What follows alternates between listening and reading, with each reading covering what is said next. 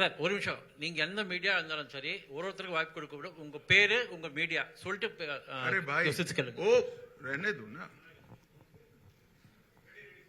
சொல்லுங்க. அடுத்த கேள்வி கேளுங்க.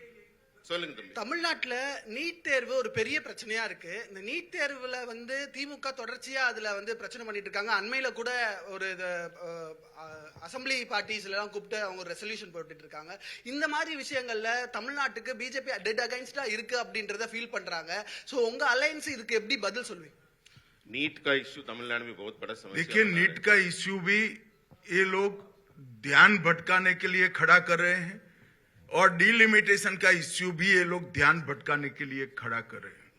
மக்களின் கவனத்தை திசை திருப்புவதற்காக மட்டுமே நீட் டீலிமிட்டேஷன் போன்ற பிரச்சனைகளை திமுக பயன்படுத்துகிறது.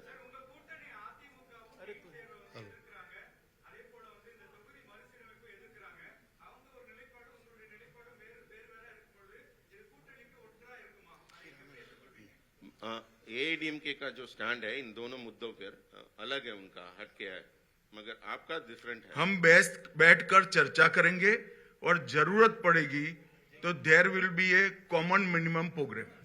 सर मैं बोल रहा हूं. नहीं, आप ट्रांसलेशन तो करो. क्यों ऐसा कर रहे हो? ஒரு அதிமுகவுடன் நாங்கள் அமர்ந்து பேச்சுவார்த்தை நடத்தி இருவருக்கும் பொதுவான ஒரு கருத்து ஒத்துசைவு ஏற்படும். அதனால நீங்க பொதுவான கருத்து ஏற்பட்ட பிறகுதான் தேர்தல் இருக்கும். அதனால நீங்க கவலைப்பட வேண்டாம். सर मैं आमोद बोल सर आमोद காமன் நாங்க ஒரு லிஸ்ட், ஒரு common minimum program, common consensus உருவாக்கப்படும் ரெண்டு கட்சிக்கும் இடையில.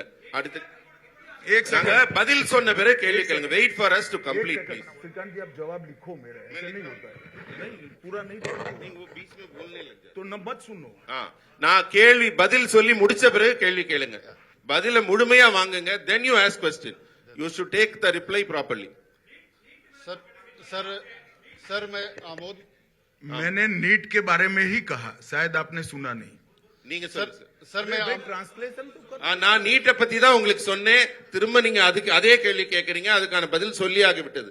பொதுவான கருத்து ஒத்துசைவு வந்த பிறகுதான் நடக்கும். सर मैं आमोद बोल रहा हूं. आपने एक विषय कहा कि तमिलनाडु में करप्शन बड़ा इशू है, लेकिन उसको काउंटर करने के लिए बार बार भाषाई और डिलिमिटेशन का विषय लाया जा रहा है. कैसे काउंटर करेंगे?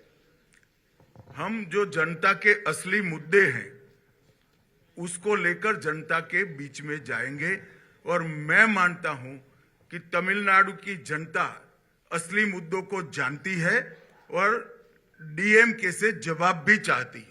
நான் தமிழ்நாடு மக்களை சந்திக்கும் போது தமிழ்நாடு மக்களின் உண்மையான பிரச்சனைகளை, அவங்க எந்த துன்பத்தில் இருக்காங்களோ அதை எடுத்துட்டு போவோம். மக்களுக்கும் மிக நன்றாக தெரியும் அவங்க பிரச்சனை என்னவென்று.